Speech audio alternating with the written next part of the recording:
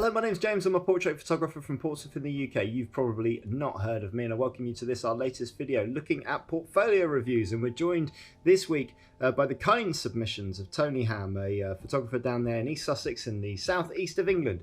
And he submitted a wide range of photos for us to review today, 10 photos in total. As you can see from his Facebook page, you can go to Tony Ham Photography to check out his work. There's a real mixture there of really striking wildlife stuff, some ringside stuff from wrestling shows, some music photography, and a little bit of everything in there. So we're going to take you straight away to the images that he submitted for us. And this first image here is a wildlife shot of an Amur leopard.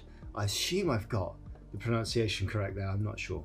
Nice little capture here, good focus on the eyes. So the point of focus there has gone straight to the eyes. Which is obviously with regards to anything with a face. We're kind of looking to get the focus point there to draw our attention. With regards to the composition in this shot, let's just bring that back in here. The face on the slightly on the left hand side of the photo with the leopard looking into the negative space here on the right hand side is key and is a fairly good use of composition in there. What I would say about it is that the eyes and everything, the nose, the facial features, they're very central in the photo altogether, really, and maybe just looking at having that leopard looking out into space, looking more into negative space and using more of those rule of thirds potentially could lead to a slightly more dynamic shot. We also need to just bear in mind a little bit of control on our blacks, just going into the jawline here around the nose. The black spots have gone so deep into black that we haven't actually managed to retain any of the detail there. It's just a little bit of care in processing. If you're processing in RAW, you get a little bit more leeway, one stop either side, and also you have leeway in terms of managing your shadows and your blacks within the photo without actually having to sort of manipulate anything or destroy any information on that RAW file completely. I like the point of focus on those eyes. Just wanted to wait maybe just to have the leopard just turn slightly more to camera so that this eye and the pupil of this eye were just a little bit more visible with the catch light in there. But that's something that's out of your control when you're shooting these pictures on a long lens, far away. Then you're essentially the posing is in the hand of the piece of nature in front of you, rather than you having any sort of manipulative influence on the shot at all. Next one here. Once again, not seen any of these images outside of downloading them. I just want the instinctive reaction of what I see when it comes up. So we're in a music club here. Anti-Nowhere League is the name of the shot. So I assume that's the guys here. We've just got to watch. So I'm just going to pick you up on something very closely here. I'm not sure we're going to be able to see it on our video, but when we actually look at the file, we've got a little bit of digital banding just on the edge here, just where it blends into darkness just around the back. It's only a problem really for when you start to sort of print things up there. But the use of composition here is quite key. I like we've gone for a slightly square composition, and I assume that's just to keep these lights that are in this top left hand corner in the shot. They're key to this shot, the way their placement in there and the way that they're shining down. They give us a line as a viewer as to where the subject is and what the main focus of this image is, and what the point of interest is. So those lights up there shining down are super important to this shot. I actually like the way it's caught the speaker up here, just a little bit there. Now, as we've gone in close, can you see, without the audience around, you've actually got something that's working in sort of 3 stages of composition there. And potentially, I think that the crowd in this image are just a little bit of a distraction. And the reason why they're a little bit of a distraction is because they're not all focused on the thing that you're telling us to focus on in the way that you've chosen to compose this with the lights and the subject. So when you actually look at the people in the crowd, some of them are looking interested, some are looking forward, some of them are looking back, some of them are on their phones. The phone thing is fine because it sort of shows a little bit of interest, I suppose, from the audience into the subject. But because all of this is kind of distracting, I'm looking at this and I'm looking at all the faces looking the other way and the little hand popping up here and all that kind of stuff, and thinking, well, what's going on over here? That's then taking my attention away from what's going on over here. And really, when we actually go in close, as we did before, let's just do it one more time. We're just going close there, and all of a sudden we have a real dramatic image of a single musician on a single spotlight with a single microphone just doing his thing. And maybe that's a better narrative. Maybe that's something, maybe that's a different narrative, and one that has a little bit more compelling story for the viewer. I don't know. But difficult to shoot in these venues. They're rustic, they're low light, and often very, very busy. So it's a good capture under those conditions. Moving on now. This one's called Beverly Night. So we've caught from a slightly different angle. So typically when you see music shots from music venues and bands and live music and all that kind of stuff, they typically come from sort of down low, down in the pit. And this one's from a completely different angle. It's from slightly up above, which has given us a completely different perspective on the image. Nice shallow depth of field has allowed these lights in the background here along this section here to be slightly out of focus and just sort of frame our subject. We've got a tiny little bit, we've got a fair amount of hair light here, which is actually catching the afro nicely. I almost want a bit more of that, but again, it's out of your control because this is live music. You're just responding to what's happening. But our singer in the middle there is absolutely in the moment. Really well captured, really well caught. The only thing about this is that the lighting, which again is out of your control, isn't particularly great on the face. It's coming from down below, and we can tell that it's coming from down below because we've got up lighting on the nose here, up lighting on the lower parts of the cheeks here and here, and up lighting on this sort of bridge of the nose as well. The big shadow from the microphone going onto the cheek as well.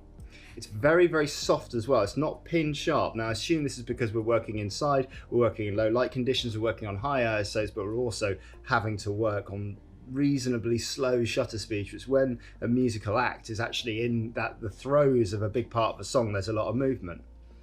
Try and experiment a little bit with that. So what we've done here is we've done neither fast or slow shutter speed. We're somewhere in between the two. And would it be interesting if we maybe dial down that ISO a little bit to a number that's not going to give us a lot of grain, somewhere between sort of 400 and 800, and experimented mid-set with long shutter speeds, experimented with what happens when we try and keep the camera as slow, as still as possible in 1 second, and just see what the act does in the foreground, and just see how that looks in the camera. It's always worth experimenting just to get those little different shots that push our creativity to the next level. So just have a think about that for future. This is the man right here. This is Dominator. This is Stu. He's the boy. He's the man. He's the boss. He's the daddy. So difficult for me to do a critique of a guy that you know, but for people who don't know, Stu plays a character by the name of Dominator for a company called EWW, Extreme World Wrestling, down in Hastings, and it's really difficult to not capture a shot with a whole bunch of character with this guy. It's a really tight crop on this one, and I'm not sure square is the way to go with this. I like the leading arm. I like the leading line of this arm going up here into the top right hand corner. I love that. I love the cage in the background, gives it a real tough feel, a real gritty feel to the shot.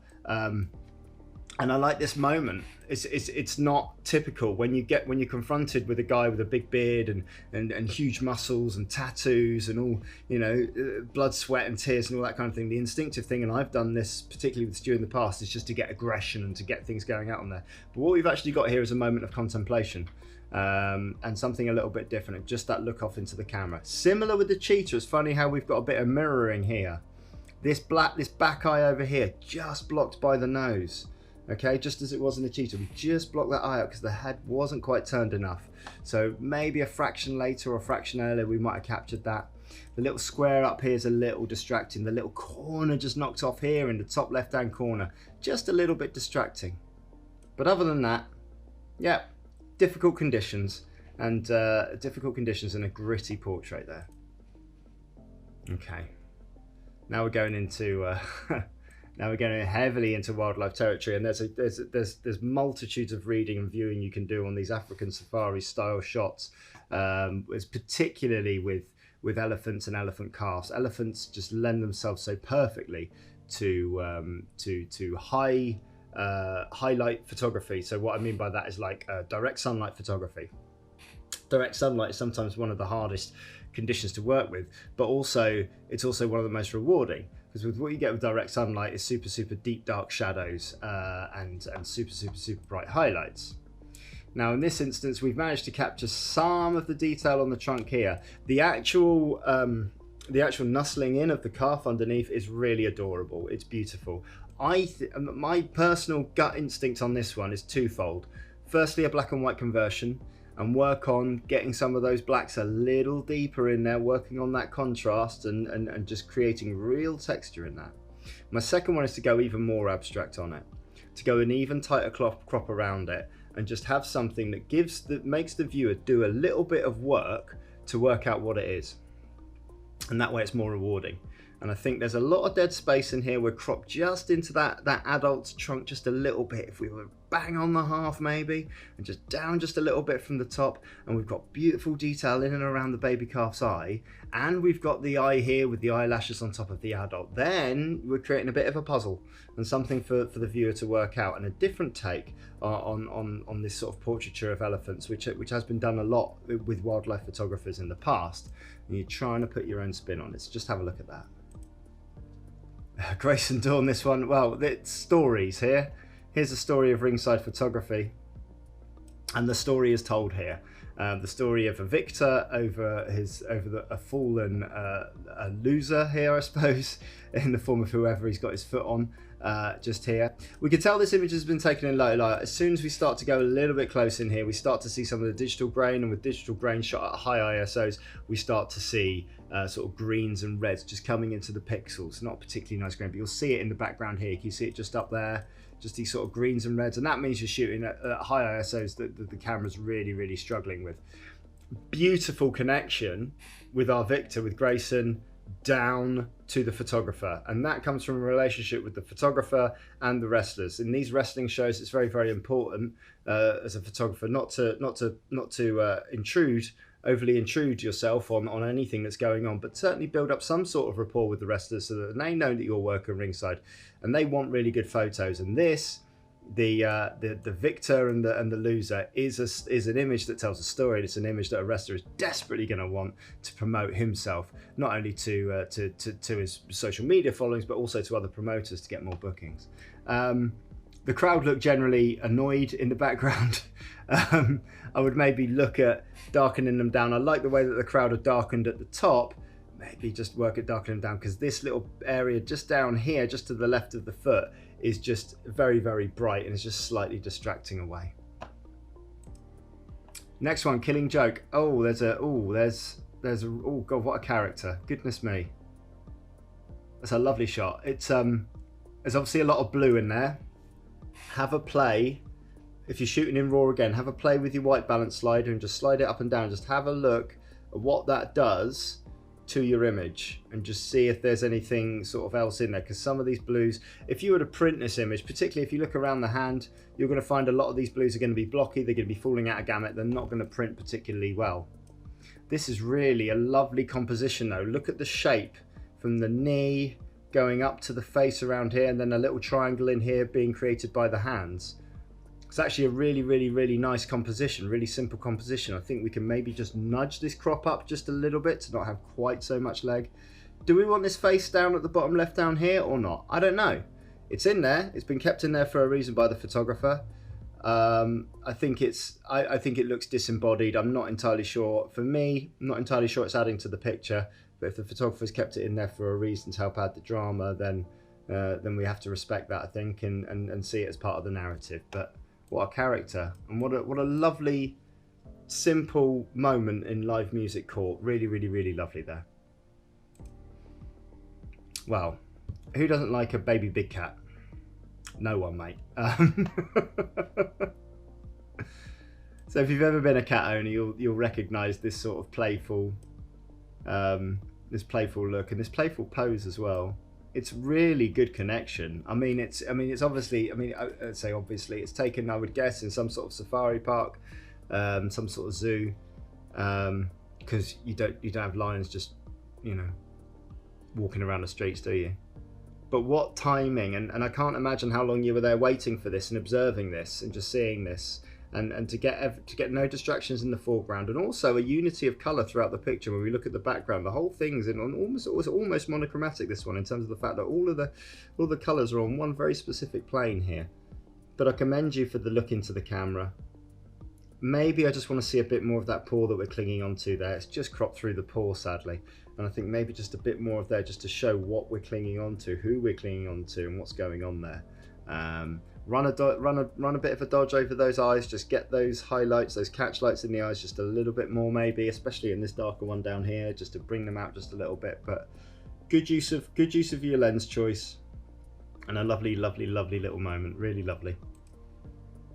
Lupo Lee here, another wrestling shot. So Lupo Lee reaching for the rope. So when you're in a wrestling match, you grab the ropes to break the submission to allow the match to continue. That's how you get out of a submission if you can't get out of it. Lupo's a hell of a young lad, real bright future ahead of him. So the whole thing here feels overexposed. It feels about a stop overexposed. So all of your skin tones and everything in here is just a little bit bright.